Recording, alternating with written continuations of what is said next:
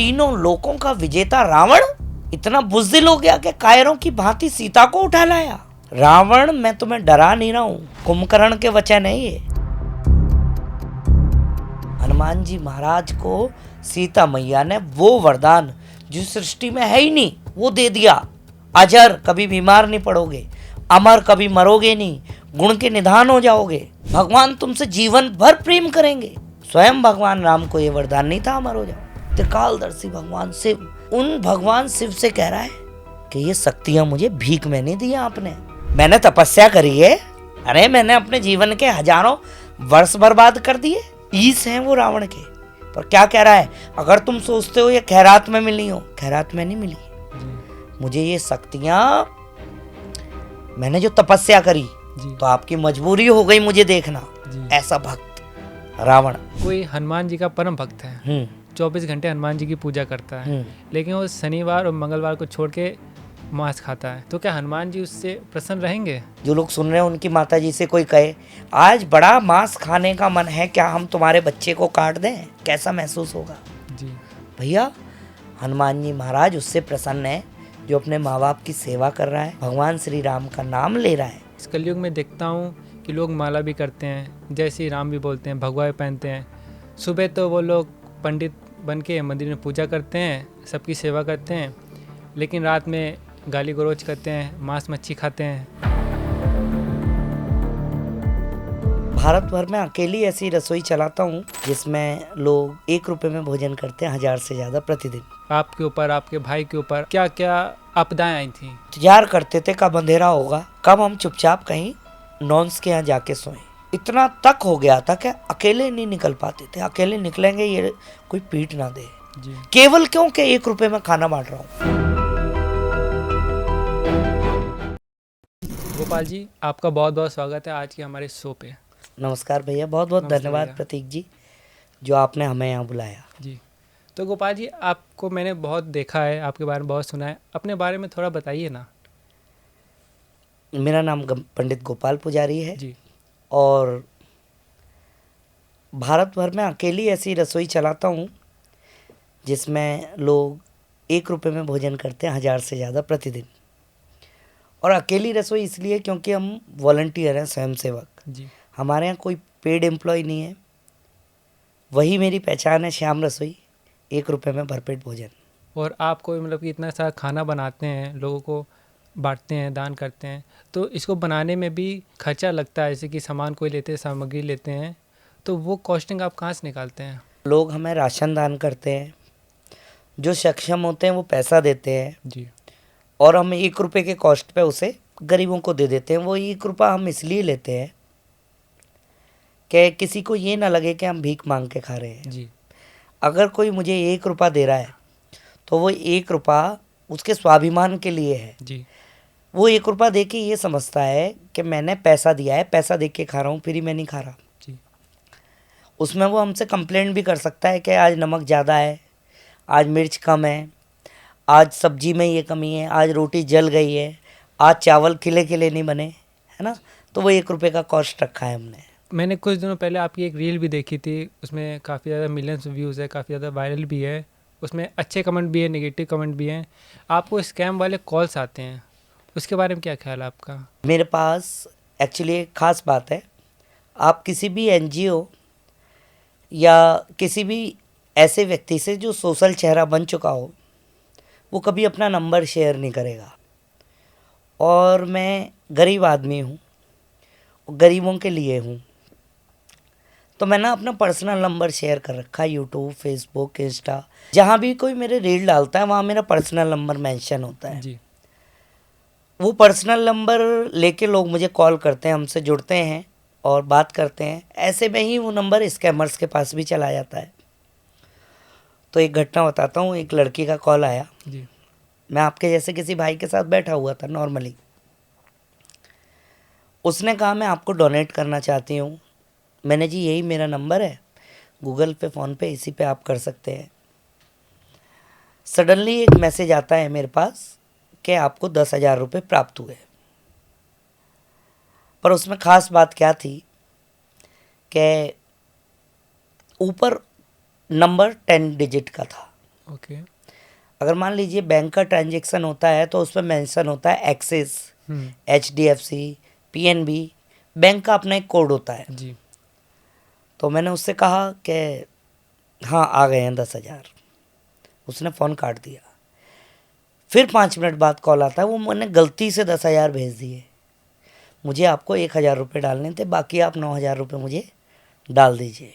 अब मेरी जगह कोई और होता जो ध्यान ना देता, उसे ये लगता कि पैसे तो आ गए हैं, 9,000 वापस देने में भी क्या दिक्कत है। जी। वो मैसेज देख लेता कि 10,000 रिसीव्ड बाय दिस बैंक और दिस नंबर और दिस UPI। तो मैंने उससे कहा कि ये तो भी व्यंग में कहा कि रसोई को दिया गया दान वापस नहीं होता है। जी। वो कह रही ऐसे कैसे नहीं होता है? मैंने ऐसे ही होता है जी हमारे यहाँ। तो वो कह रही है मैं आपके खिलाफ़ केस करूँगी। मैंने मैडम अगर केस पे आए हम तो वो नंबर चेक करवाइए जिस नंबर से आपने मुझे मैसेज भेजा। जी। ये बैंक का ट्रांजेक्शन नहीं है और तुम्हारे जैसे मुझे दिन भर में 100 लोग मिलते हैं, तुम्हें सोचना चाहिए तुम किसे पकड़ रहे हो। जी। हालांकि मूर्ख तो किसी का बनाना ही नहीं चाहिए, नहीं बनाना चाहिए ना। नहीं। अब क्या है, स्कैम में क्यों फंसता है आदमी? किसी भी स्कैम का जड़ है लालच। जी। अगर आपने लालच किया तो आप फंसेंगे, आपको भगवान भी नहीं बचा सकता। और यदि मुझसे कोई कहता है 1,00,000 रुपये डालने हैं पंडित जी, पर 3,000 ना आपको पहले देने पड़ेंगे तब वो 1,00,000 रुपये आएंगे, जी। तो मैं कहता हूँ भाई वो 3,000 काट के तू 97 भेज दे मुझे। तो वो अपने आप कहेगा ऐसा नहीं हो सकता। जी। तो भैया हमें नहीं चाहिए एक भी पैसा, तू अपना पैसा अपने पास रख। यदि आप लालच करेंगे, यदि कोई भी जो भी मुझे सुन रहे हैं, सबको वार्न कर रहा हूँ, यदि लालच करोगे तो फंसोगे, भगवान भी नहीं बचा सकता। लालच वाला ही फंसा है आज तक, कोई भी केस ले लीजिए। तो स्पैम जैसी कोई चीज़ होती नहीं है, जी। पर लालच जैसी चीज़ होती है। अगर आप लालची नहीं बनेंगे तो आपको कोई नहीं फंसा सकता। जी। मैंने आपके बारे में थोड़ा पढ़ रहा था, अभी 5-6-10 साल हुए हैं, शायद 10-15 साल हुए हैं। पहले आप जॉब करते थे, उसके बाद ये सब करना स्टार्ट किया आपने, तो आप धार्मिक क्यों बने और कैसे बने? धार्मिक तो मैं शुरू से हूँ। मेरी माता जी प्रज्ञा चक्षु हैं, दिखाई नहीं देता है उन्हें, जी। और राम कथा की बड़ी मर्मज्ञ हैं। जी। मेरे पिताजी भी इसी तरह से रहे, और वो तो ज़्यादा ही महान थे कि मेरी माता जी को दिखाई नहीं देता है, उस स्थिति में भी उन्होंने उनसे विवाह किया, उनका जीवन निर्वहन कर गए। एक्चुअली धार्मिक तो हम बाय बर्थ हैं। जी। वो जो मेरा प्रोफेशनल कैरियर था एज अ टीचर PGT, जी। वो मैंने 17 साल का जीवन जिया। 17 साल बाद कुछ ऐसा लगा कि सेटिस्फैक्शन नहीं है। जैसे कई बार ऐसा लगता है ना, हम एक ही काम को करते करते जी। डेली रूटीन वही हो गया, सुबह नहाए धोए उठे, नाश्ता किया, ऑफिस चले गए, शाम को आया, फिर कुछ खाया, फिर सो गए। नहीं, उससे ना एक किक कहते हैं ना, जी। किक नहीं मिल रही थी। जी। तो मैंने वो जॉब क्विट करके ये समाज सेवा में खुद को लेके आया। जी। तो आपने रामचरितमानस भी पढ़ी है सर? खूब पढ़ी है। तो रामचरितमानस के बारे में आपका क्या ख्याल है? रामचरितमानस, पहली बात तो मैं इतना ज्ञानी नहीं हूँ जो इस शब्द को पूर्ण कर पाऊँ, पर मनुष्य को जो चरित्र अपने जीवन में लाना चाहिए जी। उसका पूरा ब्यौरा है रामचरितमानस में। जी। जैसे भाई कैसा होना चाहिए, भाई भरत जैसा होना चाहिए। जब तक भगवान वन में रहे, भरत जी जमीन के नीचे गड्ढा खोद के रहे। क्यों? कि अपने भाई के बराबर भी खड़ा नहीं हो सकता मैं। आज भाई भाई लड़ रहा है संपत्ति के लिए। जी। भरत ने क्या किया, उन चरण पादुकाओं को जो वन से लेके आए थे ना, उन्हें सिंहासन पर रख के राजकाज चलाया कि इसमें मेरे भाई का अधिकार है। जी। रामचरितमानस विशेष क्यों है? रामचरितमानस विशेष है, पत्नी का चरित्र दिखाया गया। जी। अभी आपसे कह दिया जाए या आप अपनी पत्नी से कहिए कि ये पॉडकास्ट वगैरह छोड़कर मुझे वन रहना है, नहीं जाएगी। तो पहले फ़ोन करेगी अपने मायके, हम्म। कहाँ फंसा दिया तुमने मुझे, है ना? नहीं जाएगी। भक्त होना चाहिए, सेवक होना चाहिए, मित्र होना चाहिए, हनुमान जी की तरह कि राम का नाम ले लिया तो फिर सब करना है। और माँ होनी चाहिए सीता जी की तरह जी। जिन राक्षसों ने हजारों हजार वर्ष तपस्या करी, जी राक्षसों को वो वरदान नहीं मिला अमर होने का। जी वो मांगते थे ना ब्रह्मा जी से कि मुझे अमर होना है, वो क्या कहते थे, क्या ऐसा कोई वरदान नहीं मेरी लिस्ट में नहीं है। अब माँ कैसी, जब सीता जी ने पूछा हनुमान जी से कहाँ से आए हो, तो हनुमान जी ने कहा राम दूत में मात जान की, सत्य शपथ करुणा निधान की। करुणा निधान, सीता जी को भरोसा नहीं हुआ जी कि बंदर और राम का मित्र, बंदर राम का सेवक। उन्होंने सोचा रावण छलावी है, छल पूर्वक कुछ भी कर सकता है, ऐसा तो नहीं ऐसे किसी को भेज दिया हो। तो जब घटनाएं ना रामचरितमानस की जुड़ी हुई हैं, जी अब हनुमान जी ने सोचा कैसे भरोसा दिलाया जाए। तो जिस समय भगवान का विवाह होना था, जी उससे पहले जानकी जी माँ गौरी का पूजन करने गई। जी तो गौरी से, जो शंकर भगवान की पत्नी है माँ गौरा, गणेश जी की माँ, उनसे पूछा जानकी जी ने मुझे कैसा पति मिलेगा। जी तब पहली बार भगवान का नाम आया था, करुणा निधान सुजानशील, स्नेह जानत रावरो। पहली बार गौरा मैया ने नाम लिया था करुणा निधान। और वो ही देखो, वो नाम जो केवल गौरा जी को पता था, जी सीता जी को पता था, और किसे पता था, हनुमान जी को। जी पर सीता जी और गौरा जी के अलावा किसी ने नहीं सुना ये नाम।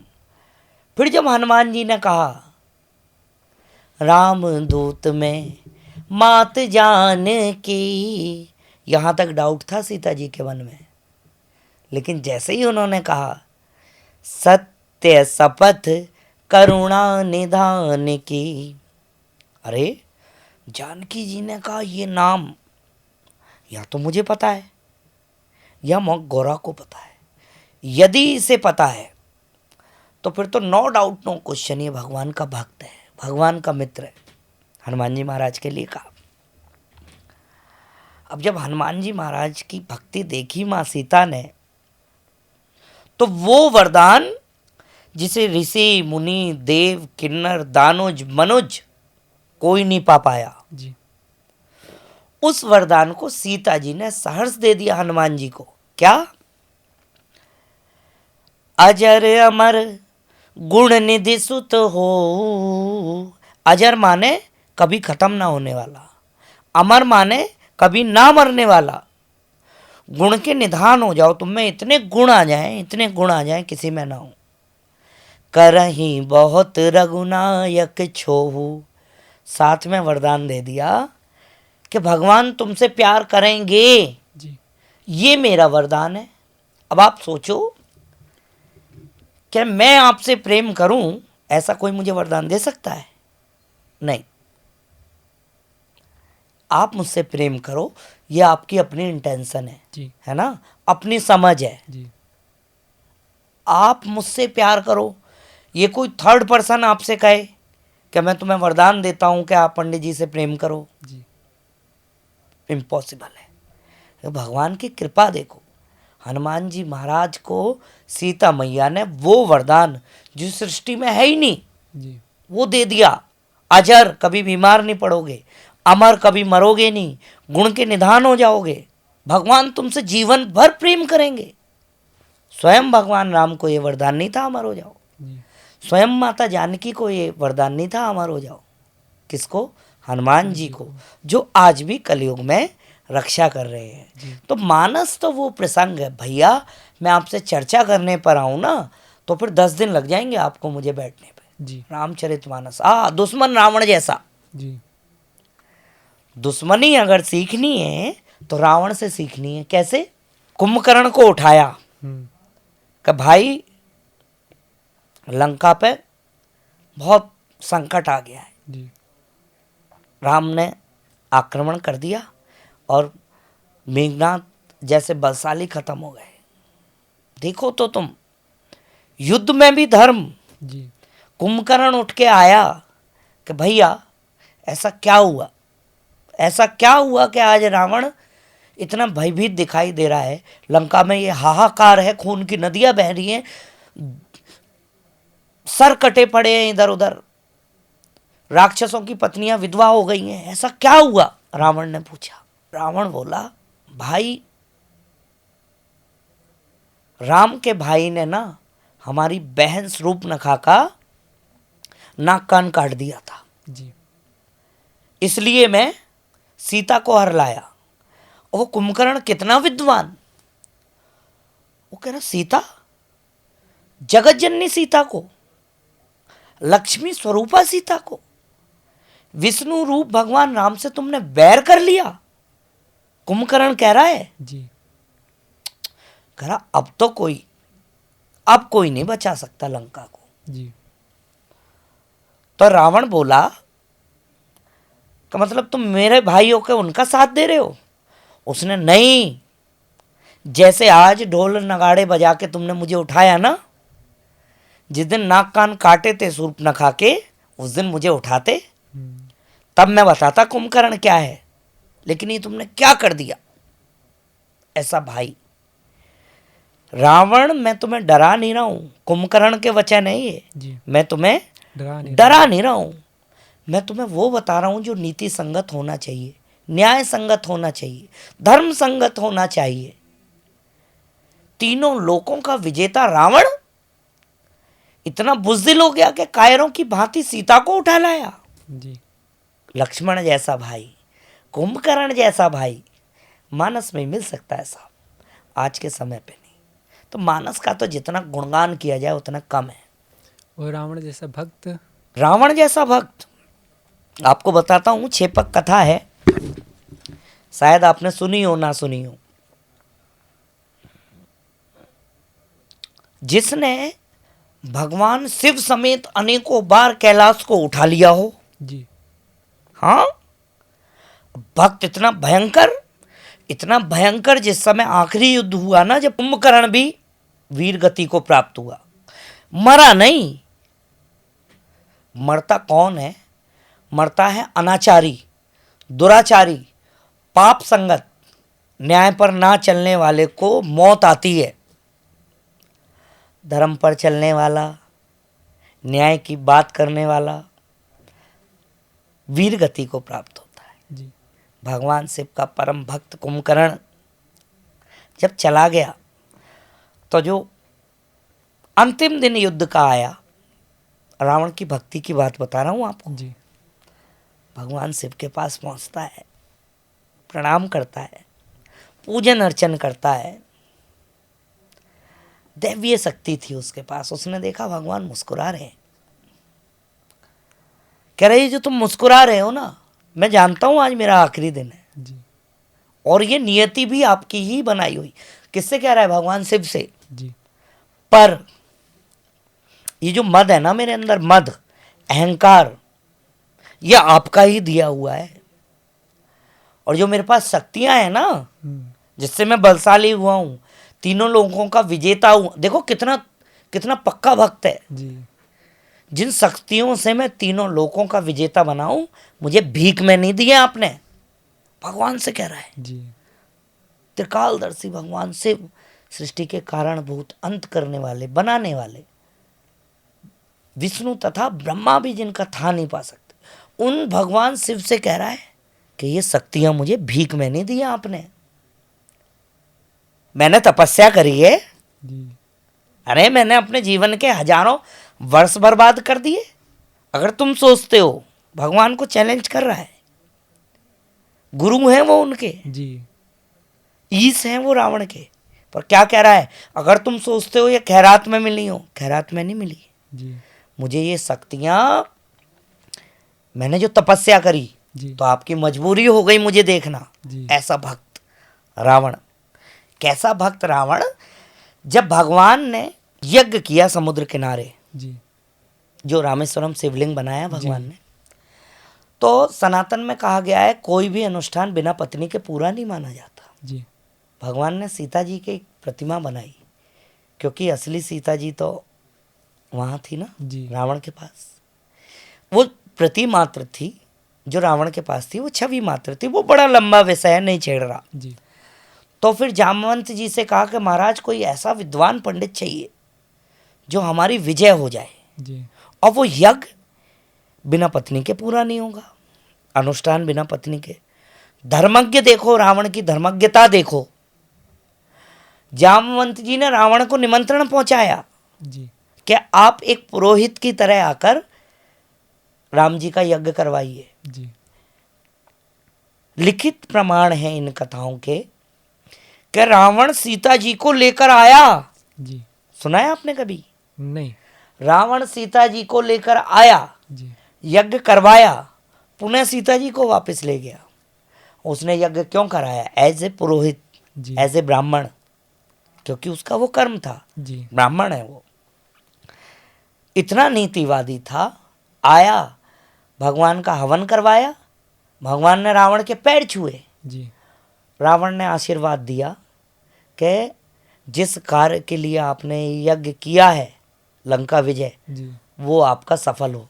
जी लंका विजय की मैं तुम्हें कामना देता हूँ। जी वही रावण जो भगवान से लड़ रहा है, जी वही रावण ब्राह्मण भेष में भगवान को आशीर्वाद दे रहा है, वही रावण नीति रूप में सीता जी को लेके आया, जी है ना। तो ऐसा धर्मात्मा रावण क्यों? मति खराब होने की देर है। एक गलत निर्णय, जी एक गलत निर्णय ने रावण को डॉन बना दिया, जी है ना। किसी की चिता तो एक बार जलती है, रावण की चिता हजारों वर्षों से रोज जलती आ रही जी है ना। तो केवल एक गलत निर्णय आपका। जो करना है सोच के, समझ के, विचार के, जान के, पूछ के, मान के, किसी भी निर्णय पे, अच्छे या बुरे निर्णय पे हमें पहुंचना चाहिए। सर, आप जब ये कथा बता रहे थे, स्टोरी बता रहे थे, तो मेरे रोंगटे खड़े हो गए, क्योंकि आज तक मैंने ये कथा सुनी नहीं, ना कभी देखी, कभी पढ़ी नहीं। आजकल ना लोग कलाकार बन जाते हैं, जी तुरंत कलाकार बन जाते हैं, थोड़ा सा भी आने पर। जी इतना सा आया ना, वो अपने आप को कलाकार मानने लगते हैं। जी वास्तव में हमें कलाकार नहीं बनना है, हमें सुनकार बनना है। जी ये कान चुगली के लिए नहीं मिले हमें। जी क्या सुन सकते हो? मैं आपको भी बोलता हूँ, आज से शुरू करना। लोग कहते हैं ना, बहुत सारे लोग मेरे पास आते हैं, पूछते हैं मुझसे, पंडित जी तरक्की नहीं हो रही है, क्या करें? हर चीज का समाधान है सुनकार।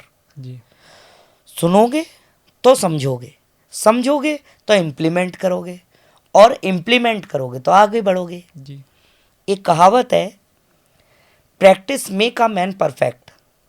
राइट और रॉन्ग? राइट। रॉन्ग। वाई?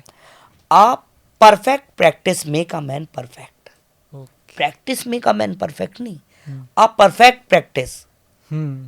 अरे मैं प्रैक्टिस कर रहा हूँ कूदने की, है ना। परफेक्ट प्रैक्टिस जब वो हो जाएगी ना, तो वो एक कूदना भी हमारी कला बन जाएगी, जी है ना। अब perfect practice make a man perfect. जितने अच्छे आप सुनकार बनेंगे, जी उतने अच्छे आप कलाकार बनेंगे किसी भी विषय में। जी स्कूल में जो बच्चा अच्छा सुनता है, वो अच्छा होमवर्क करके लाता है घर से, जी है ना। ऐसे ही कंपनी में या ट्रेनिंग पीरियड में या आपके सीखने के समय पे जो अच्छा सुनता है, ऐसा। अब मैं आपसे बोल रहा हूँ, आप बोर होते रहो, आपका इंटरेस्ट ही नहीं है, जी तो मज़ा ही नहीं आने वाला है पॉडकास्ट में, बिल्कुल नहीं आएगा। मज़ा ही नहीं आने वाला इस पॉडकास्ट में, जी है ना। सब बेकार है। अब आपने मुझसे सुना, मैंने भी किसी से सुना, जी उन्होंने भी किसी से सुना। जी सुन सुन के ज्ञानी बनना है, जी है ना। केवल किताब में पढ़ना और एग्ज़ाम में लिख के आना तारीफ नहीं है। जी उन किताबों को हम अपने अंदर कितना उतार सकते हैं। जी सेम क्लासरूम होता है, उसी क्लासरूम में बच्चे के 100 नंबर भी आ जाते हैं, उसी में बच्चे फेल क्यों हो जाते हैं? पढ़ते नहीं है। वो सुनकार नहीं है, ओके। है ना। जी तो ये जो कथाएं हैं, अभी बहुत सारी बातें बताऊंगा आपको, जी आप कहेंगे वाह पंडित जी कहाँ से लाए हो। जी और एक एक चीज़ का प्रमाण है मेरे पास, जी सब लिखित में। ऐसा नहीं अपनी बनाई किताबें हैं किसी ने 10 साल पहले, नहीं, ये सब पौराणिक कथाएं हैं। बड़ा लंबा विषय है, जी 5 घंटे बैठोगे तो भी पूरा नहीं होगा। जी आज का युग चल रहा है, तो इसमें रामचरितमानस का क्या महत्व है? आज का जो युग चल रहा है, रामचरितमानस का जो आज के समय पे हैं, तुलसी बाबा लिख गए हैं, जी कलयुग सरस धर्म नहीं भाई। कलयुग जैसा अच्छा समय नहीं है संसार में। जी। क्यों? सतयुग में व्यक्ति कई कई हजार वर्ष क्या कहते हैं तपस्या करता था, तब भगवान को पा पाता था। जी त्रेता में यज्ञ हवन करके भगवान को पाते थे। जी द्वापर में तपस्या करके भगवान को पाते थे। और कलयुग में तो कलयुग केवल नाम आधारा, सुमिर सुमिर नर उतरे ही पारा। कलयुग में केवल नाम। जी। नाम क्या? राम। सीताराम, राधे राधे, हरे कृष्णा, ये जो चाहे वो। जी 9 तरह की भक्ति है कलयुग में। प्रथम भगति संतन कर संगा, दूसरी रति मम कथा प्रसंगा। पहली भक्ति संतों का साथ, अच्छे लोगों का साथ। जी सीधी बात है, गाली देने के वाले के साथ रहोगे तो गाली बकोगे, जी गुंडे के साथ रहोगे गुंडा बनोगे, जी चोर के साथ चोर बनोगे, जी है ना। और अच्छी संगत में रहोगे अच्छा सीखोगे। जी। एज लाइक कि आज आप मेरा पॉडकास्ट कर रहे हैं तो टेक्निकली आपको नॉलेज होगी, जी। है ना। है हाँ है। तो कैसे लोगों के साथ रहे आप? अच्छे जो लोगों से- टेक्निकल रहे हैं, जी है ना। पहली भक्ति है। दूसरी भक्ति है दूसरी रति मम कथा कलयुग बड़ा आसान है साहब। जी यहाँ तो नाम लेने से, नाम सुनने से ही उद्धार हो रहा है। जी कोई ज़रूरत नहीं है 12-12 घंटे माला फेरने की, जी है ना। 6 घंटे फेरने की भी ज़रूरत नहीं है, जी 4 घंटे भी फेरने की ज़रूरत नहीं है, 1 घंटे की भी ज़रूरत नहीं, आधा घंटे मत फेरो। जी क्या कह रहा हूँ मैं? 1 घंटे भी माला मत फेरो, आधा घंटे मत फेरो, ख़त्म करो। घर में अगर माँ बाप भूखे हैं और आप बाहर से आम रसोई चला रहे हो जी। तो फिर वो कूड़ा है। ओके। बाहर वाली दुनिया कितनी भी नाराज है, कलयुग की बता रहा हूँ, जी माँ बाप प्रसन्न है। आह, भगवान इतने प्रसन्न है कि पूछो मत। जी दूसरी भक्ति है भगवान के कथा प्रसंगों को सुनना। जी तीसरी भक्ति है गुरुपद पंकज सेवा। तीसरी शक्ति अमान, जी अपने गुरु के चरणों की सेवा। जी तीसरी भक्ति है जिसके आगे कोई भक्ति नहीं रखती। जी चौथी भगति मम गुण गण, करें कपट तजिमान। अभिमान को त्याग कर मेरे नाम का गुणगान करना, प्रभु के नाम का। जी ये चौथी भक्ति है। मंत्र जाप मम दृढ़ विश्वासु, मंत्र का जाप 5वां है। जी बहुत विश्वास है मुझे, भगवान कहते हैं। पंचम भजन सो वेद प्रकाशु, वेद आदि को पढ़ना 5वीं भक्ति है कलयुग में। जी छठ दम शील बिरति बहु कर्मा, निरत निरंतन सज्जन धर्मा। जो एक सज्जन का जो धर्म है, जी कोई भूखा ना जाए, कोई हमारी वजह से दुखी ना हो, जी पड़ोसी हमारी वजह से रोए ना। जी सज्जन के जो धर्म है वो छठी भगति है। जी 7वें सम मोहि मैं जग देखा, सब में भगवान का दर्शन करना 7वीं भगति है। जी 8व जथा लाभ संतोषा, 8वीं जो है जितना मिल रहा है ये भी भक्ति है साहब। जी 10 रुपये कमाए, अरे बहुत है भगवान ने दिया है। 15 कमाए, बहुत है भगवान ने दिया है। 50 कमाए, बहुत है भगवान ने दिया है। ये 8वीं है। जी अब 9वीं जो बताऊंगा सबसे बढ़िया, नवम सरल सब सन छल हीना, मम भरोस ही है हरस न दीना। 9वीं सबसे सरल, जी सबसे बढ़िया, सबसे सुंदर, जो कोई भी कर सकता है। जी कोई भी मीन्स हिंदू मुस्लिम सिख ईसाई कोई भी कर सकता है 9वीं भक्ति तो कलयुग में। जी क्या? छल नहीं करना सब किसी के साथ, सब में भगवान का दर्शन करना है जी बस।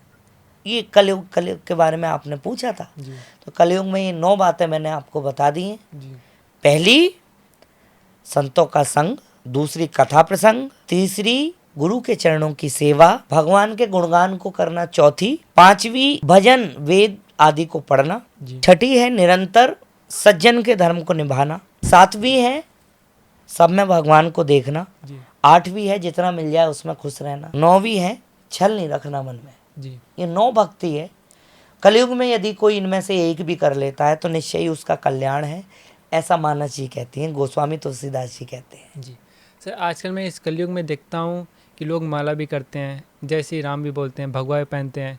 सुबह तो वो लोग पंडित बन के मंदिर में पूजा करते हैं, सबकी सेवा करते हैं, लेकिन रात में गाली गलौज करते हैं, मांस मच्छी खाते हैं। तो ऐसे लोगों के बारे में मतलब कि लोग कैसे पहचाने कौन अच्छा है कौन बुरा है? मानस की सुनो, चलहि कुपंथ बेगमक छाड़े, तुलसीदास जी कह रहे हैं रामचरितमानस में। जी समय आएगा लोग कुपंथ पे चलेंगे वेद के रास्ते को छोड़कर, जी ये वही समय चल रहा है। ऐसे लोग जो भगवान का भजन भी करते हैं और मीट मच्छी दारू भी। एक बहुत अच्छी बात बताता हूँ आपको, जी ऐसे कितने लोग मिलते हैं आपको जो कहते हैं मैं शनिवार और मंगल को दारू नहीं पीता। काफ़ी लोग, मेरे दोस्त भी ऐसे काफ़ी हैं। कितने? कम से कम अगर 100 हैं तो 100 में से 90 लोग। 90 लोग।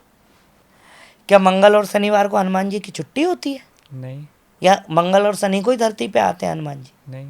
देखो भैया, अपने मार्ग से भटकने वाला, गलत कर्म करने वाला, अब जैसे गांजा है, गांजा जी कावड़ में लोग गांजा पीते घूमते हैं। जी भोले बाबा गांजा पीते थे? जी भोले बाबा गांजा पीते थे? नहीं। चलो मान लिया पीते थे, तो उन्होंने तो हलाहल विष भी पिया, जी है ना, जो संसार बचा। मैं कह रहा हूं तुम चूहे की दवाई खा लो अगर भोले बाबा का अनुसरण करना है। जी भगवान कृष्ण को लोग कहते हैं कि उनकी 16,108 गोपियां थीं, रानियां थीं, क्या मैं 4 नहीं कर सकता? तू भाई 4 नहीं तू 40 कर ले। पर भगवान ने अपनी इस छोटी उंगली पे गोवर्धन भी उठाया था, मैंने तो दोनों हाथों से उठा ले। जी तो जो ऐसे लोग हैं जो भगवान की पूजा पाठ कर रहे हैं और शाम को पी रहे हैं दारू, इनका जो अंत समय होगा जी ऐसा होगा कि कीड़े पड़ेंगे, कीड़े। जी जो मांस का सेवन करता है, किसी का बच्चा ही तो है वो, जी जिसको टेस्ट ले लेकर खाते हैं। हनुमान चालीसा पढ़ते हैं मंगलवार को और बुधवार का इंतजार करते हैं बस दारू मिल जाए। जी इन्हें नरकों का भी जो नरक है ना, रौरव, जी उसमें ऐसा ही तला जाएगा जैसे वो चिकन तला जाता है, जी दिखना। और या तो राम राम राम राम सीताराम, हनुमान जी महाराज की जय, माता रानी की जय, सच्चे दरबार की जय करना छोड़ के केवल दारू और मीट पे आ जाओ, जी है ना।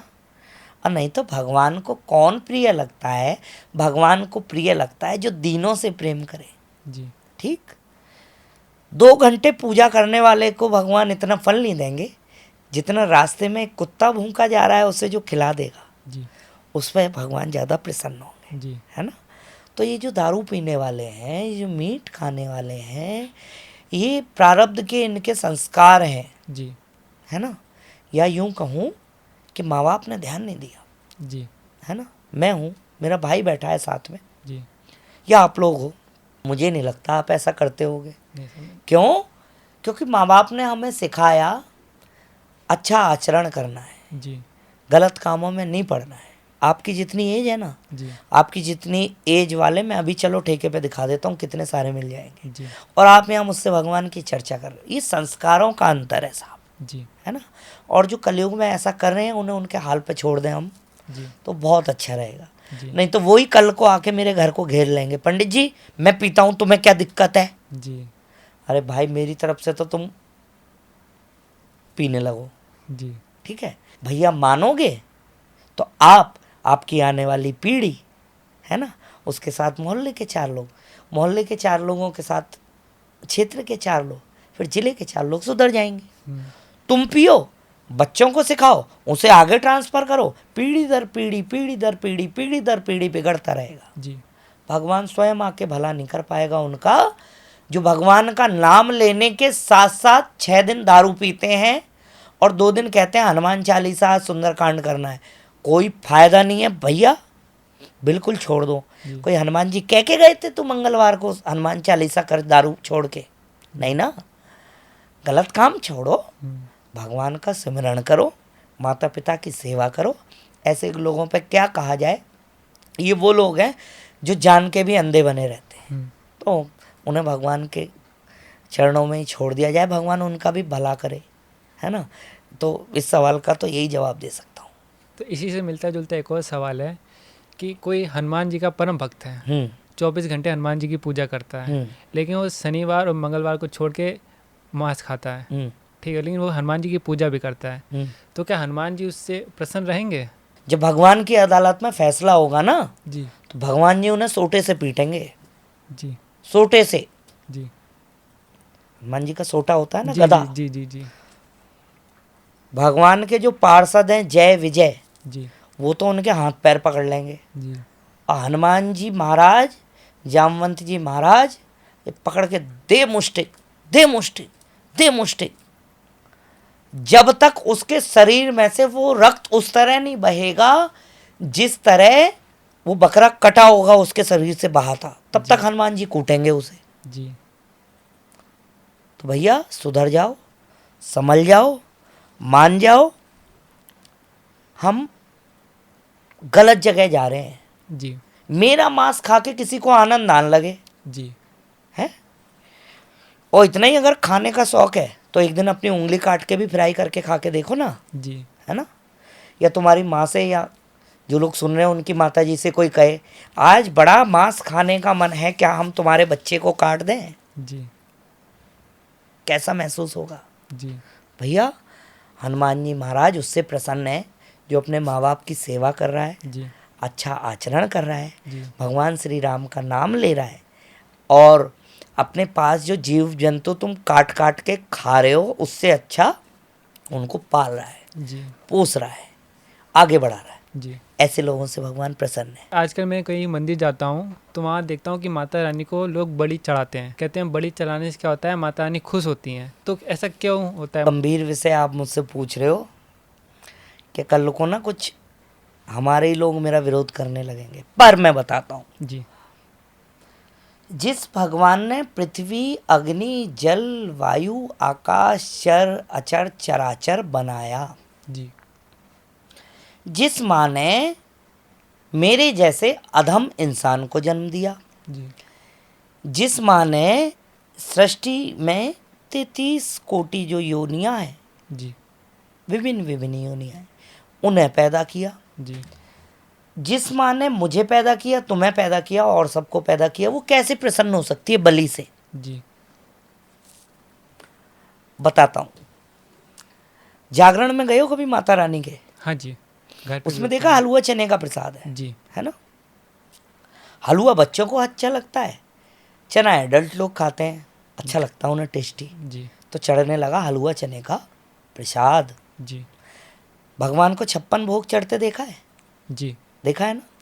क्या है, 56 तरह के लोग इकट्ठे हुए, जी किसी को रसमलाई पसंद है, जी किसी को नमकीन पसंद है, किसी को बालूशाही पसंद है, जी किसी को जलेबी पसंद है, जी किसी को सोन पापड़ी पसंद है, किसी को खीर पसंद है, किसी को हलवा ऐसी 56 तरह की मिठाइयाँ इकट्ठी करी, जिसको जो पसंद था भाव मात्र से भगवान को अर्पण किया, बाकी वो सब वापस आ गया जिसे आपने हमने प्रसाद समझ के खा लिया। तो वो 56 तरह का भोग ऐसे लगना शुरू हुआ। बाकी भगवान पता है कैसे हैं? भिलनी के बेर सुदामा के तंदुल, साग विदुर घर खायो बिहारी जी ने, दुर्योधन की मेवा त्यागी, रुचि रुचि भोग लगायो बिहारी जी ने। दुर्योधन ने बढ़िया ड्राई फ्रूट इकट्ठे कर रखे थे भगवान के लिए, वो नहीं खाए प्रभु ने। क्यों? उसमें अभिमान था। जी अरे देखा मैं आपको कितना अच्छा भोग लगा रहा हूं, दुर्योधन कह रहा है। जी भगवान ने मुझे खाना ही नहीं है। जी भगवान विदुर के घर गए दुर्योधन का घर छोड़कर। विदुर कौन थे? विदुर मंत्री थे जी धृतराष्ट्र के, गरीब थे बहुत। क्यों? धर्मात्मा थे इसलिए गरीब थे। विदुर के घर चले गए भगवान, वहां विदुरानी स्नान कर रही थी। जी तो जब उसने सुना कि कोई आवाज़ लग रहा है। भगवान कृष्ण ने दरवाज़ा खटखटाया, बुआ बुआ। मैं, उन्होंने कहा कौन? बुआ मैं कृष्ण। तो उन्हें इतना ध्यान नहीं रहा कि शरीर पर वस्त्र डाल के आना है, जी बिना वस्त्रों के आ गई। अरे मेरा कृष्ण आया है, मेरा कृष्ण आया है, मेरा कान्हा आया है। जी दरवाज़ा खोला तो भगवान ने देखा ये तो निर्वस्त्र है। भगवान ने अपना पीताम्बर उतारा, उसके ऊपर डाल दिया। भगवान ने बोला बुआ भूख लगी है बहुत। विदुरानी के घर में कुछ नहीं था, केले रखे थे, केले। जी वो सामने लेके बैठ गई, और कितना भाव उनके अंदर कि वो जो केले के अंदर फल होता है छील छील के देने, फल तो रखने लगी कूड़े में, जी और भगवान को छिलके पकड़ा रही है, लो खाओ। भगवान इतने भाव से उसके छिलके खा रहे हैं। आनंद आ गया। भगवान ने कहा आज तक मेरा पेट नहीं भरा किसी ने, जी इसने भरा है। जी जब तक विदुर जी आ गए। विदुर भगवान के भक्त तो थे पर ज्ञानी भी थे। ज्ञानी को भगवान नहीं मिलते, जी भक्त को भगवान मिलते हैं। विदुर जी ने कहा अरे क्या कर रही है? भगवान को अरे भगवान बोले विदुर जी तुमने सारा आनंद बर्बाद कर दिया। जी इतने अच्छे से पेट भर रहा था। तो भगवान को जो है भाव पसंद है, जी केवल भाव पसंद है। समझ लो आप लोग। अगर नहीं समझा इसको तो इसको रिपीट करके फिर सुनो, अच्छे से समझ में आ जाएगा भगवान किस चीज़ को चाहते हैं, किस चीज़ को नहीं चाहते हैं। मैं आपसे एक चीज़ और पूछना चाहूँगा। कई लोग शिवलिंग को लिंग से जोड़ते हैं, ठीक है। अपने जो सनातनी लोग हैं वो लोग भी शिवलिंग को लिंग की तरफ से जोड़ते हैं, तो ऐसा क्यों जोड़ते हैं? शिवलिंग वो नहीं है जो लोग सोचते हैं। जी भगवान का प्रतीक है जी वो लिंग नहीं है जो आपके और मेरे पास है। जी समझ रहे हो? लेकिन लोग तो ऐसा बोलते हैं। लोग तो बहुत कुछ बोलते हैं। जी अज्ञानी जो है ना वो कुछ भी बोल सकता है। जी वो भगवान का प्रतीक मात्र है। और विशेषकर शिव, जिसका ना आदि है ना मध्य है ना अंत है, तो स्वरूप भी नहीं है शिव का। जी ये फोटो में हम देखते हैं ना दाढ़ी मूछ वाले, जी ऐसे अगर भगवान जी होते तो बात ही क्या थी। जी उनका कोई स्वरूप नहीं है, जी तो कुछ तो प्रतीकात्मक चाहिए था ना। जी तो ये शिवलिंग की पूजा होती जी है ना। और ये वो लिंग नहीं है जो लोग मानते हैं। जी और ये विषय भी बड़ा लंबा है, तो इसलिए छोटा करके बताना चाहता हूँ। प्रतीकात्मक है भगवान शिव का स्वरूप, उसे हम शिवलिंग के रूप में पूजते हैं। और बाकी किसी दिन शिव पुराण की बात जब हम करेंगे ना, जी तब मैं आपको इसका डिटेल में जवाब दूंगा। जी। तो जैसे कि शिव जी के बारे में बातें हो रही हैं, तो आप मुझे ये बताइए कि संसार का सबसे बड़ा धर्म कौन सा है? ऑब्वियस है कि सबसे पुराना है तो सनातन ही है, पर इस्लाम सबसे बड़ा धर्म है? नहीं। सनातन सबसे बड़ा धर्म है? नहीं। सिखिज्म सबसे बड़ा धर्म है? नहीं। क्रिश्चियनिटी सबसे बड़ा धर्म है? नहीं। जी सबसे बड़ा धर्म बताऊं? सबसे बड़ा है राष्ट्र धर्म। जी सबसे बड़ा राष्ट्र धर्म है। जी हिंदू हो, मुस्लिम हो, सिख हो, ईसाई हो, अमेरिका का हो, जर्मनी का हो, चीन का हो, जी ठीक है, अफ्रीका कॉन्टिनेंटल का हो, कहीं का भी हो, यदि देश पे कोई बात आती है तो हमें भूल जाना चाहिए हम हिंदू हैं, मुस्लिम हैं, सिख हैं, ईसाई हैं। हमारा केवल एक धर्म है। एक धर्म है वो तिरंगा। जी हमारा एक धर्म है वो तिरंगा।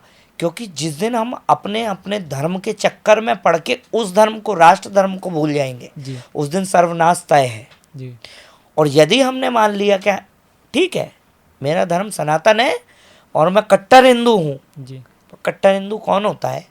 जो किसी को नुकसान नहीं पहुँचाता। जी कोई छेड़ता है तो छोड़ूंगा नहीं, जी अपनी तरफ से किसी को छेड़ूंगा नहीं। जी जहाँ बात आई धर्म के अलावा राष्ट्र धर्म की, जी वहाँ मैं बिल्कुल सहर्ष भूलने के लिए तैयार हूँ जी कि मैं कट्टर हिंदू हूँ। जी नहीं, मैं कट्टर भारतीय हूँ। जी ये सबसे बड़ा धर्म है।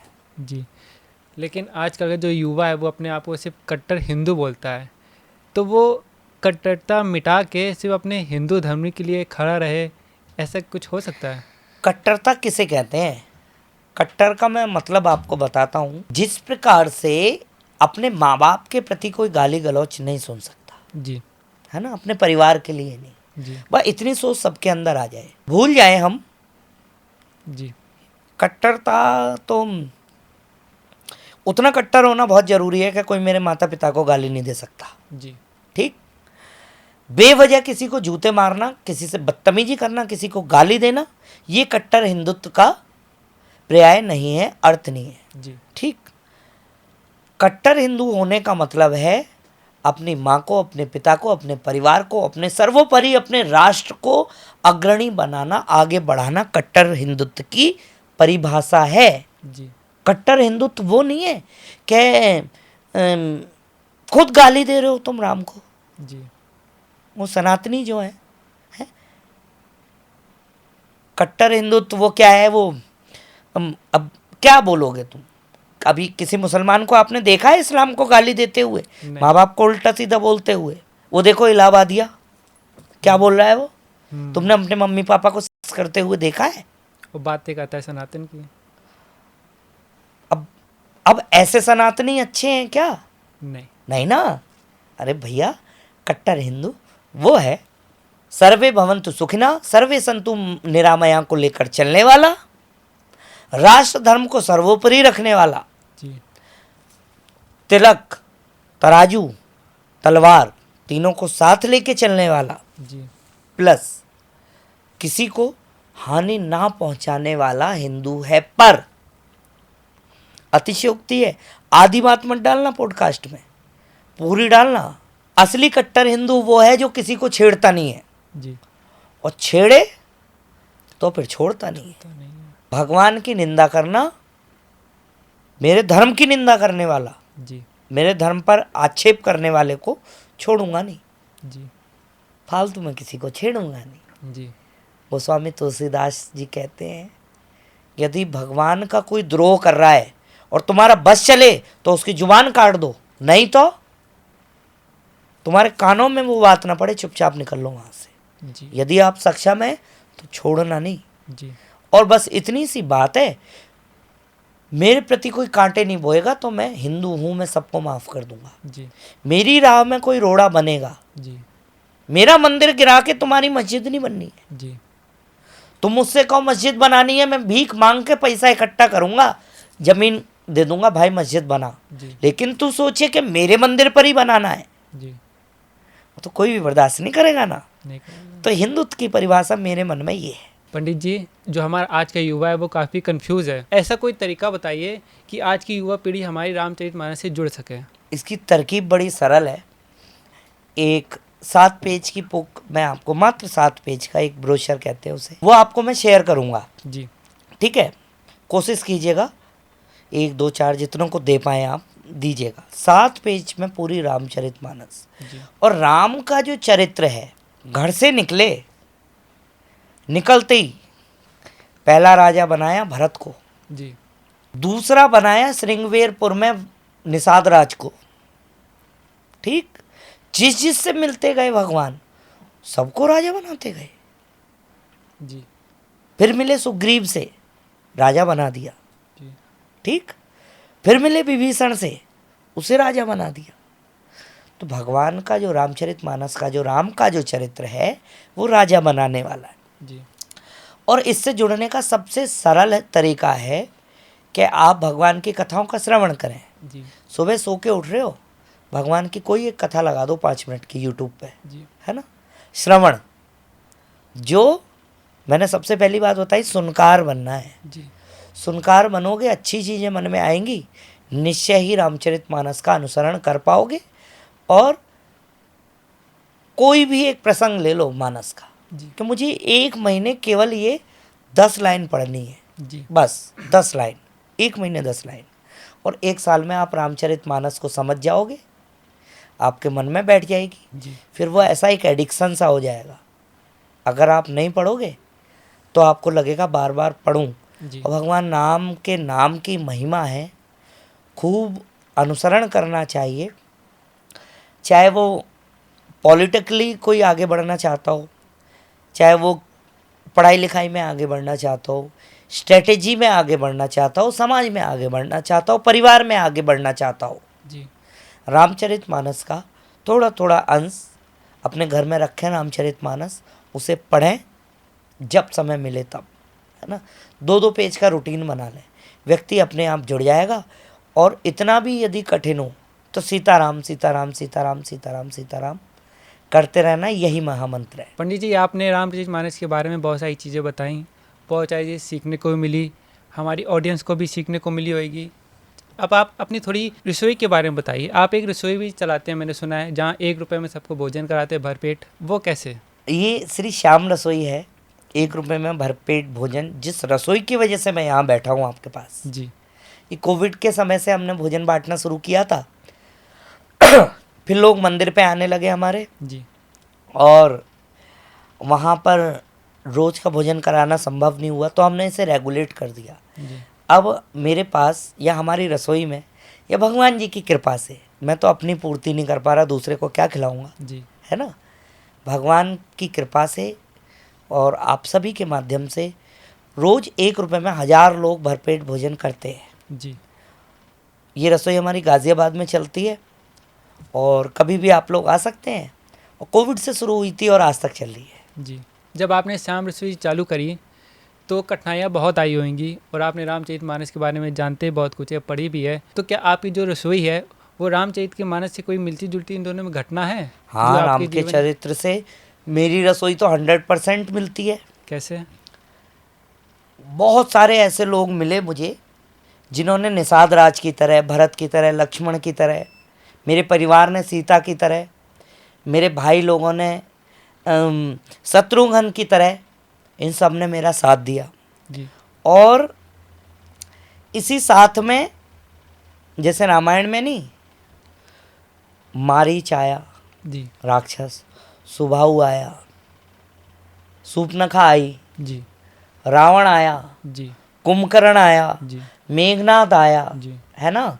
और बाद में ऐसे भी लोग आ गए जिनकी वजह से सीता जी को दोबारा वनवास जाना पड़ा था। जी तो श्री रामचरितमानस में और मेरी श्याम रसोई में सारे चरित्र हैं, बिल्कुल इक्वलेंट। जी भरत जैसा मेरा भाई है, के आँच नहीं आने दूंगा, भैया आप चिंता ना करें। केवट जैसे मित्र हैं मेरे भाई अनिल जी, जी के पंडित जी आप तो नाव पे बैठ जाओ, बस पार में लेके चल रहा हूँ, पर मैंने आपको पार किया है ना, आप भी मुझे पार करना। जी ऐसी वो श्याम रसोई है। अब वो जब पार लग गई, जब जंगल में पहुँचे तो शत्रुघ्न और माता केकई, सुमित्रा, है ना, सब लोग आए मिलने। पंडित जी बहुत बढ़िया, अब हो गया, अब चलो बंद करो रसोई। मैंने नहीं, अभी चलानी है, जी है ना। फिर आई सूर्पनखा, जी उसने तरह तरह से रिझाने की कोशिश करी। जब नहीं रिझे तो उसने छल, बल, तांडव, श्रृंगार सब कुछ दिखाया। जी उस सूर्पनखा के नाक कान काटते हुए हम यहाँ तक पहुँचे हैं। तो सारे चरित्र रामचरितमानस जैसे हमारी श्री श्याम रसोई में भी है। जी। इतनी बड़ी जब आप रसोई चला रहे हैं तो कठिन समय भी आया होगा कि आप बिल्कुल हार गए हो, कि अब इसको बंद करना हो एकदम, मतलब कि आपको कोई उपाय ना सूझ रहा हो कि अब इसको कैसे करें, अब इसको बंद ही करना पड़ेगा? आया है ऐसा समय, बहुत कठिन समय आया है, और ये तो मैंने कभी नहीं सोचा बंद करूँगा। मैं जिद्दी बहुत हूँ, जी जिद्दी इतना हूँ, जब तक शरीर में प्राण है ठान लिया सो ठान लिया। जी जिस दिन मुझे किसी ने ये कहा ना कि ऐसा नहीं कर सकता, उस दिन ना मन में आ जाता है जी करना है। और ये लक्षण हर किसी में होने चाहिए प्रतीक भैया। जी ठान लो जी के तन मन धन यश बल छल, जी तन से, मन से, धन से, यश से, बल से, साथ में एक चीज और जोड़ रहा हूँ, छल से। जी कुछ चीज पानी है जी तो ये 6 चीज लगा दो साथ में, जी फिर स्वयं भगवान भी आपको नहीं रोक पाएंगे। मैंने बड़ा बड़ा संघर्ष देखा, जी केवल 22 दिन वो संघर्ष देखा। जी। वो मेरे जीवन का सबसे कठिन समय था और जीवन भर याद रहेगा। लेकिन वो समय क्यों आया ये तो आपने बताया ही नहीं। क्यों आया?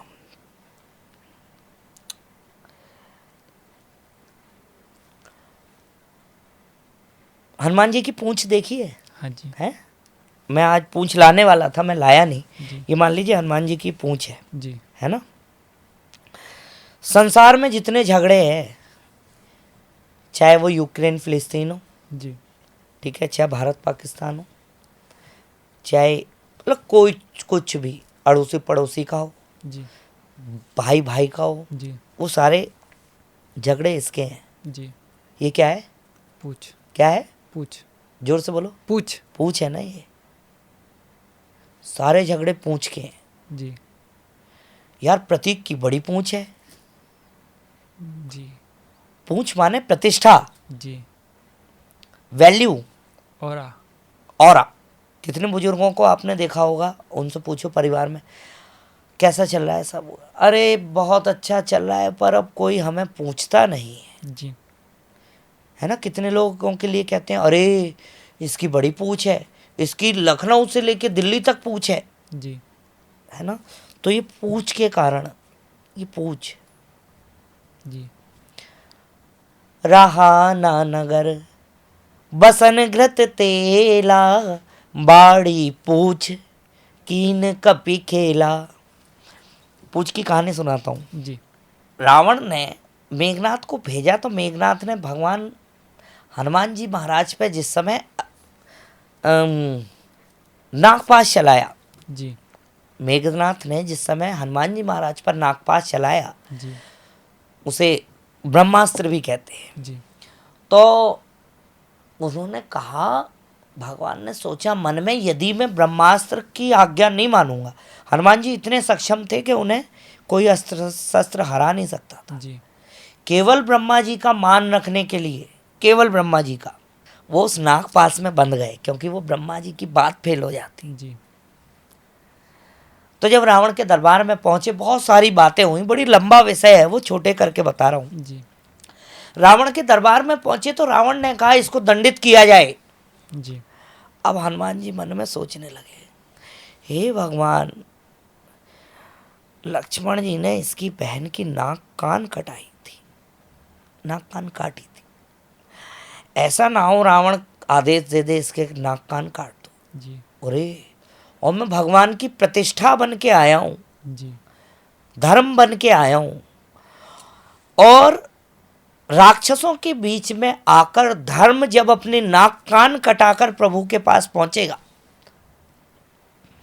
तो क्या जवाब देगा।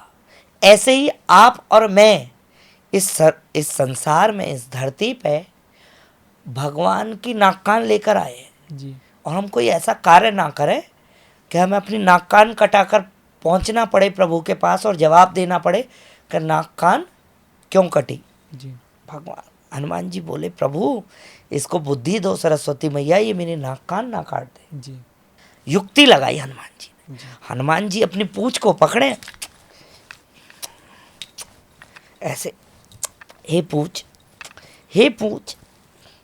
सबने देखा, अरे, तब बोला रावण, जी कपके ममता पूंछ से सबई कहऊ समझाए, तेल बोर पट बांध पुनी पावक देव लगाए। रावण ने कहा, ये बार बार अपनी पूंछ को माथे से लगा रहा है, इसको पूंछ से बड़ा प्यार है। फिर रावण ने आदेश दिया, इसकी पूंछ पे आग लगा दो। जी ये रसोई में मुझे परेशानी हुई, वो बता रहा हूं मैं, मेरी पूंछ लंबी हो रही थी। जी जब किसी सज्जन की पूंछ लंबी होती है तो दुराचारी उस पूंछ में आग लगाने के लिए तैयार हो जाते हैं। जी आपका ऑरा जितना फैलेगा, धर्म के साथ साथ, आपकी पूंछ के साथ साथ, आपके आचरण के साथ साथ निंदा चलती है। जी बहुत पैसा कमा रहे हैं पंडित जी, धंधा है, धंधा। जी मैं कहता हूं धंधा है, मुझे 4 साल हो गए, जी भाई आप 3-4 दिन ही कर लो, जी कमाओ ना, करो धंधा। खैर, जब हनुमान जी ने बार बार पूंछ को चूमा, रावण ने कहा, कपिके ममता पूंछ पर, कपि को ना पूंछ से बड़ा प्यार है। जी सबको समझाया, तेल बोर, इसे एक काम करो, इस पे तेल डालो, कपड़ा लपेटो और आग लगा दो। ओहो हो, हनुमान जी महाराज ने भगवान का धन्यवाद किया कि ये आपने बड़ा अच्छा किया। पूंछ मिटाने के लिए दुराचारी सारे इकट्ठे होने लगे, भैया जी ऐसे ही श्याम रसोई को बंद करवाने के लिए दुराचारी सारे इकट्ठे होने लगे जी कि कैसे भी करके ये रसोई बंद कर दी जाए। लेकिन वाह, भगवान की कृपा, पुलिस आई, जी एसपी कह रहा काम तो अच्छा हो रहा है, पंडित जी गलत भी कुछ नहीं कर रहे। जी एंटी पार्टी से 1.5 घंटे बात करी उन्होंने। जी 1.5 घंटे बाद एसपी साहब मुझसे बोले, मैंने पूछा सर क्या दिक्कत है? कह रहे दिक्कत इन्हें आपकी रसोई से नहीं है, दिक्कत इन्हें आपकी पूंछ से है, पूंछ से। लोग आपको पूछ रहे हैं कि इस पे घर तो है नहीं, मकान तो है नहीं, रहता 10 बाई 10 के कमरे में, ये आ कहाँ से रहा है, लोग इसकी प्रशंसा क्यों कर रहे हैं? तो जब आपकी पूंछ बढ़ने लगेगी तो रावण जैसे लोग लंका के निवासियों के साथ मिलकर आपकी पूंछ को आग लगाने की व्यवस्था बनाएंगे। जी एक और बात बता देता हूँ, जी हनुमान जी की पूंछ जली, जी रहा न नगर बसन घृत तेला, जी बाड़ी पूंछ कीन कपि खेला। हनुमान जी ने खेल किया, इतनी लंबी पूंछ कर ली कि पूरी लंका में कहीं तेल नहीं बचा, जी घी नहीं बचा, कपड़ा नहीं बचा। फिर जो हनुमान जी उचके आग लगा के, उचके मीन्स उछले, अट्टहास कर गर्जा, कपि बड़ी लाग आकाश, आकाश तक भगवान का विस्तार हो गया हनुमान जी का। और उस पूंछ ने एक एक घर में आग लगाई, विभीषण का घर नहीं जलाया, क्यों? वो राम जी का भक्त था। ये तो बहुत अच्छी बात है, एक व्यंग्यात्मक कवि का वो बताता हूँ। आपने देखा होगा नगरों में भंडारे होते हैं, है ना, आयोजन होते हैं धार्मिक, तो जो जो लोग दान करते हैं, है ना, बाद में एक नियम है, उनके घर हम प्रसाद पहुंचाते हैं ना। हाँ जी।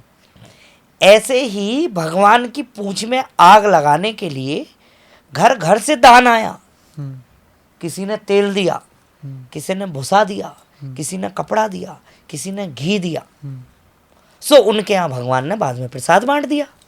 विभीषण ने कुछ नहीं दिया था, विभीषण के घर से दान नहीं आया तो भगवान ने वहाँ प्रसाद नहीं पहुँचाया। समझ रहे हो? तो श्याम रसोई का जो विरोध था वो केवल इस पूंछ की वजह से हुआ था। ये पूंछ क्यों बढ़ रही है? पूंछ की समस्या है संसार में। अगर आपके पूंछ नहीं है, पूंछ टेल, पूंछ नहीं है अगर आपकी, तो आपका कोई विरोधी नहीं होगा। और ध्यान रखना, जब जब आपकी प्रतिष्ठा बढ़ेगी, आपकी प्रतिष्ठा रूपी पूंछ बढ़ेगी, तब तक आपका विरोध होगा, तब आपके लिए कंट्रोवर्सीज होंगी, तब तक आपके लिए बुरा बोला जाएगा। तो प्रतिष्ठा, पूंछ और निंदा तीनों साथ चलती हैं। उसी निंदा में हमारा विरोध हुआ था। जब आपका विरोध हो रहा था, जो आपके जो फैमिली मेंबर्स हैं या आपके ऊपर, आपके भाई के ऊपर, आपके जो पार्टनर हैं, उनके ऊपर क्या क्या आपदाएं आई थी? आपदाएं इतनी आई थी कि ना हम अपने बच्चों को ना साथ में घर में लेके नहीं सोते थे। जी।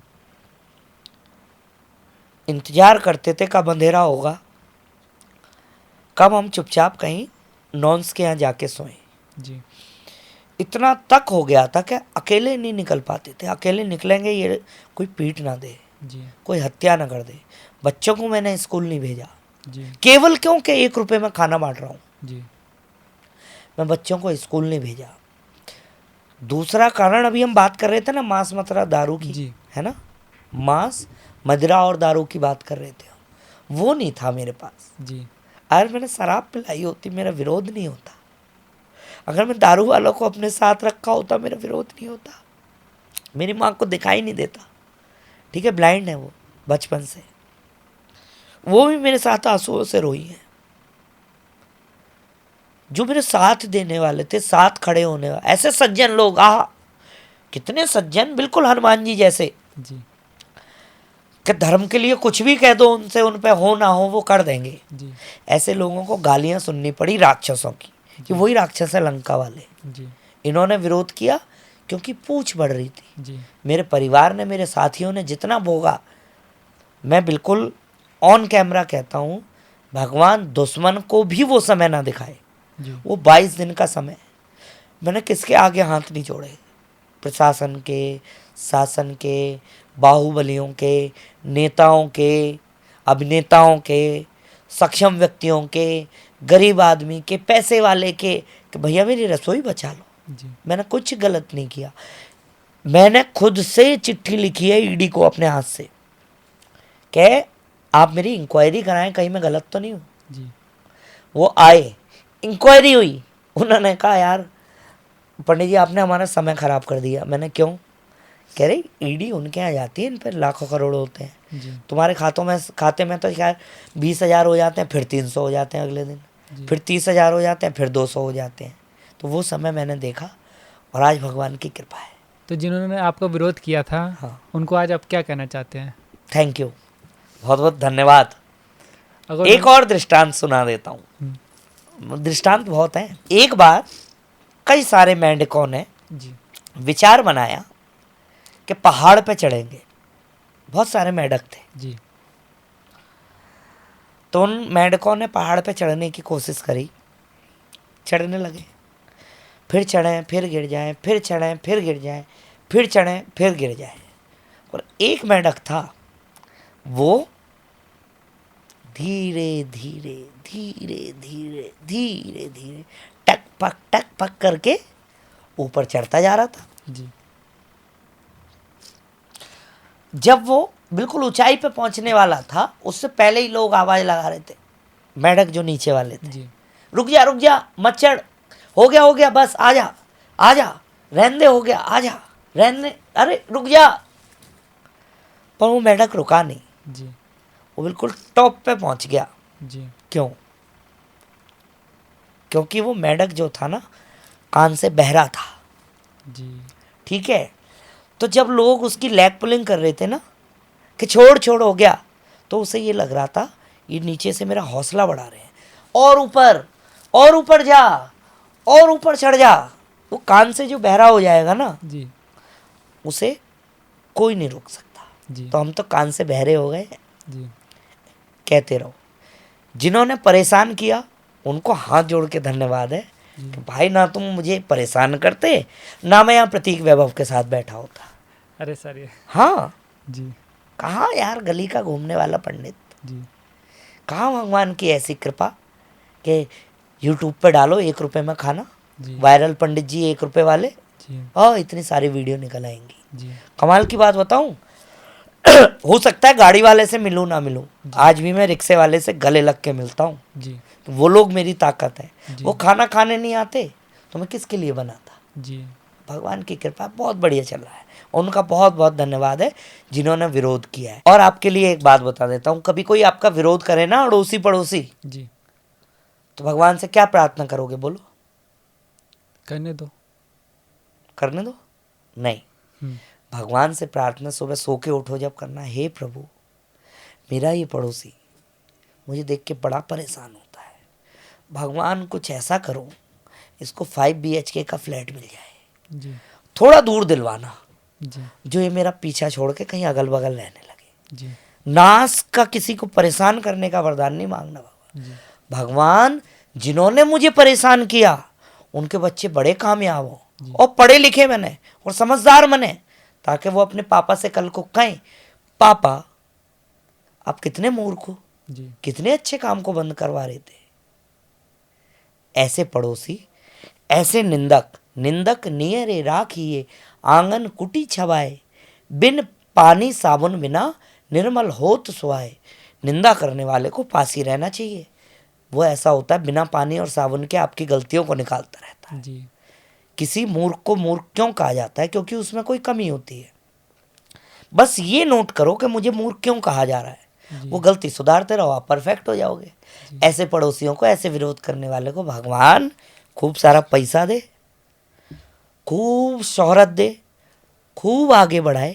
और ये सबके लिए है भैया, सब अपने अपने पड़ोसियों से जो परेशान होते हो उनके लिए खूब आशीर्वाद मांगना। भगवान इसे मतलब बिलेनियर बना दे, दुबई चला जाए, हमारे जीवन से दूर हो जाए। आप लोगों ने कुछ समझा पंडित जी ने क्या बताया? पंडित जी ने ये बताया कि जो कुछ भी बोल रहा है उसके बारे में अच्छा सोचो और उनके बारे में ना सुनो, बस अपना कार्य करते रहो, भगवान देख रहा है सब, आपको उसका फल एक ना एक दिन ज़रूर मिलेगा। पंडित जी, मेरे मन में अभी एक ख्याल आया है कि जिन लोगों ने आपका विरोध किया था, पड़ोसियों ने या फिर आपके चाहने वालों ने, उनके बारे में आप क्या कहना चाहेंगे? उनके लिए, आज भले ही हमसे दूर जाने की जिद है तुम्हें, जी। आज भले ही हमसे दूर जाने की जिद है तुम्हें, लेकिन देखना एक दिन तड़पोगे तुम, लेकिन देखना एक दिन तड़पोगे तुम हमारे करीब आने के लिए। वाह पंडित जी, इतना वाह, एक नंबर सर जी। पंडित जी, आपसे बातें करके बहुत अच्छा लग रहा है, मुझे भी अच्छा लग रहा है, मेरी ऑडियंस को भी बहुत अच्छा लग रहा है, लेकिन समय भी हमारे पास बहुत कम है, आपको भी जाना है, हमें भी जाना है। तो जाते आते मैं आपसे एक दो सवाल और पूछूंगा, फिर इसको समाप्त करेंगे। जो लोग शादियों में फूड वेस्ट करते हैं या फिर बर्थडे पार्टीज़ में या फिर अपने घर में खाना बर्बाद करते हैं, उनके बारे में आपका क्या ख्याल है? जो लोग शादियों में खाना बर्बाद करते हैं, जो एक केक, मतलब जन्मदिन मनाना होता है और 6-6 7-7 केक एक दूसरे के ऊपर फेंक के मारते हैं, जी। ध्यान रखिएगा इस तरह का वातावरण, इस तरह की विचारधारा और फूड वेस्ट का ये जो, जिसे हम आधुनिकीकरण कह रहे हैं, जी। मॉडर्नाइजेशन, जी। है ना, ये मॉडर्नाइजेशन ना होकर जाहिलपन है, जाहिल। जी। उन लोगों से कहना चाहूँगा, प्लीज़ अन्न का सम्मान करो। जी। मेरे जैसे किसी भी आदमी को ढूंढो और उससे पूछो कि कहाँ से इकट्ठा करते हो। कितनी बार मुझे भीख मांगनी पड़ती है लोगों से, थोड़ा सा राशन दे दो, कल यार मेरे जो खाने वाले हैं वो भूखे रहेंगे, जी। है ना। तो ऐसे लोगों से मैं भी भीख मांग के कहता हूँ कि भैया मैं तुम्हारे हाथ जोड़ रहा हूँ, झूठन छोड़ना छोड़ो और गरीबों को भोजन खिलाओ। जो आपके यहाँ वेस्ट होता हो वो किसी ऐसे व्यक्ति को दे दो जिसे ज़रूरत हो। सर, मैंने इंस्टा, फेसबुक पे, यूट्यूब पे एक रील देखी थी जिसमें लोग अन्नदान कर रहे थे। वो बोल रहे थे कि पहले जय श्री राम बोलो, उसके बाद आपको मैं खाना दूंगा। तो उनके बारे में आपका क्या ख्याल है? क्या आप भी ऐसा कुछ करते हैं? ये सवाल बड़ा अच्छा है, एक बार और रिपीट करो ताकि आपकी ऑडियंस इसका अच्छा सा जवाब पा पाए। सर, मैंने एक वीडियो देखा था, उसमें लोग बोल रहे थे कि पहले जय श्री राम बोलो, उसके बाद मैं आपको अन्न दूंगा, आपकी भूख मिटाऊंगा। क्या आप भी ऐसा कुछ करते हैं या फिर आप ऐसे लोगों के बारे में क्या कहना चाहते हैं? देखो, प्रकृति ने अगर मुझसे कहा होता कि पंडित जी अल्लाहू अकबर बोलो तब आपको राशन मिलेगा, जी। प्रकृति ने मुझसे कहा होता कि वालेकुम अस्सलाम बोलो तब आपको मैं पानी दूंगी, जी। तो मैं उनकी बात से इत्तेफाक रखता। जी। और रही बात जय श्री राम बोलने की और नाम लेके भोजन देने की, अब मेरी रसोई पे आइए, कितने मुस्लिम भाई मेरे आते हैं जो मुस्कुरा के कहते हैं भैया जय श्री श्याम पंडित जी। जी। क्यों? व्यक्ति दो अवस्थाओं में ही आप उसे कुछ दे सकते हैं, या आप उससे बुलवा सकते हैं या आप अपने मन की करवा सकते हैं। दो अवस्थाएं। जी। पहली अवस्था है दबाव। आप या कोई मुसलमान मेरे गले पे तलवार रख के बोलेगा मुझसे पंडित जी सलाम अलैकुम बोलो, जी। कतई नहीं बोलूँगा। जी। या मैं किसी से कहूँगा गले पे तलवार रख के बोल जय श्री राम, नहीं बोलेगा। जी। पहली अवस्था है दबाव। दूसरी अवस्था है प्रभाव। जी। दबाव में कुछ नहीं करवाना है, जी। प्रभाव में तो कैसा कैसा हो जाता है कि बात की बात है। अगर आपका प्रभाव अच्छा है, मेरे यहाँ खाना खाने हिंदू मुस्लिम सिख ईसाई सब आते हैं, जी। जिसका मन होता है सलाम अलैकुम बोलता है, जी। जिसका मन होता है जय श्री राम बोलता है, जिसका कोई मन नहीं होता उससे कह देता हूँ भैया माता पिता की जय बोल दो, और अगर वो भी कोई नहीं बोलेगा तो मैं खाना नहीं देता। जी। ठीक। तो जबरदस्ती मेरा राम क्या इतना फालतू है कि जो किसी के गले फेंक के मारूं मैं? नहीं। नहीं। अरे मेरा राम तो वो है कि जो भिलनी के झूठे बेर खा गया, जी। है ना, सबरी के यहाँ चला गया। मेरा राम तो वो है जो नरसी के पीछे पीछे भात भरने चला गया। जी। मेरा राम तो वो है जो रविदास के चमड़े धोने वाले बर्तन में से गंगा बन के निकल गया। जी। क्या मेरा राम इतना इतना निर्दयी हो सकता है कि अगर मैं जय श्री राम नहीं बोलूँगा तो वो पेट नहीं भरेगा? अरे मेरा राम तो वो है जो 9 महीने गर्भ में बच्चे का पेट भरता है। जी। मेरा राम तो वो है चिड़िया का जो अंडा होता है उसके चारों तरफ तो कवर बना होता है ना, जी। उसमें भी उस भ्रूण की रक्षा करता है। जी। चलो, इंसान में तो गर्भ से जुड़ा होता है ना बच्चा, जी। अंडे में तो नहीं जुड़ा होता, नहीं। तब भी उसकी रक्षा होती है ना। हम्म। क्या है वो है मेरा राम। हमारी ऑडियंस को श्री श्याम रसोई से जुड़ना हो तो वो कैसे जुड़ सकती है, आप बता सकते हैं, ताकि इन लोगों को अगर आपकी रसोई से जुड़ना हो। श्याम रसोई से जो जुड़ना चाहते हैं वो मुझे कॉल कर सकते हैं 9891321712 पर, और नीचे डिस्क्रिप्शन में आपको हमारी डिटेल्स मिल जाएंगी, हमारी वेबसाइट मिल जाएगी, और आप निसंकोच मुझे कभी भी कॉल कर सकते हैं और श्याम रसोई से जुड़ सकते हैं। अधिक जानकारी के लिए हमसे संपर्क करें। तो मैं स्वयं ही बात करता हूँ फ़ोन पे, ऐसा नहीं है कि बहुत सारे लोग रख रखे हैं। पंडित जी, जाते आते 2 शब्द हो जाए हमारी ऑडियंस के लिए। बड़ा मोटिवेशनल सी गहरी सी बात है, सुनाना चाहूँगा। जी। मैं अगर तड़पूं तो तड़पूं, मगर तुम ना मेरे लिए तड़पना। तुम अगर तड़पे तो मशहूर हो जाऊंगा मैं अगर देखूं तो देखूं, तुम ना मुझको देखना। तुमने अगर मुझे देखा तो तुम्हारी आंखों से दूर हो जाऊंगा मैं अगर प्यार करूं तो करूं, मैं अगर प्यार करूं तो करूं, पर तुम ना मुझको चाहना। अगर तुमने प्यार किया तो धोखेबाज हो जाऊंगा मैं। वाह पंडित जी वाह, दिल खुश हो गया आज तो आपसे मिलके, आपसे बातचीत करके, बहुत श्याम धन्यवाद। रसोई के बारे में जान के, रामचरितमानस के बारे में जान के। पंडित जी, इस एपिसोड को यहीं पे समाप्त करते हैं। मैं आपसे बहुत जल्द फिर मिलूंगा एक नए एपिसोड के साथ। तब तक के लिए जय श्री श्याम। जय श्री श्याम भैया, खुश रहिए।